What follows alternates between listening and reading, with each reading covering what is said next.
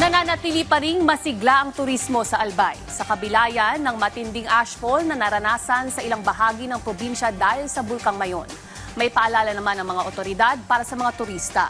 Yan ang ulat ni Helen Balaen ng Radyo Pilipinas, Albay.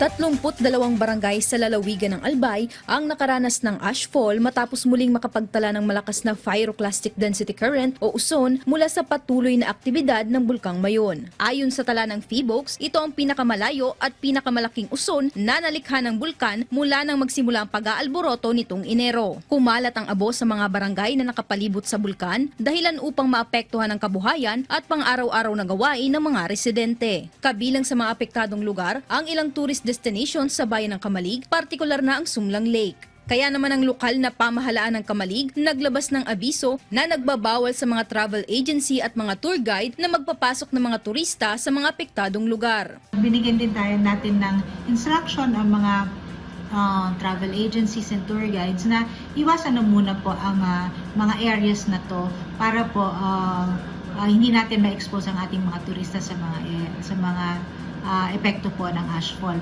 Pero paglilinaw ng Tourism Office, ligtas pa ring pasyalan ng Kitwinan Hills sa Kamalig, Kagsawaruin sa Bayan ng Daraga at iba pang tourist spot sa lalawigan. At dahil patuloy na umiiral ang hanging amihan, nagpapaalala ang provincial government sa mga residente na magsuot ng face mask lalo na sa mga bayan ng Kamalig at Ginubatan. Samantala, hindi naaapektuhan ng turismo ng Albay ng pag-aalboroto ng Bulkang Mayon. Sa katunayan, tuloy-tuloy ang pagdating ng mga turista kahit pa maraming canceled flights nitong Enero. Natutuwa naman kami na noong January, totoong merong nag-cancel ng flights pero yun yung mga nag-book lang sa Klook or mga nag-book lang sa online na hindi naman nakakausap ng ating mga local tourist stakeholders.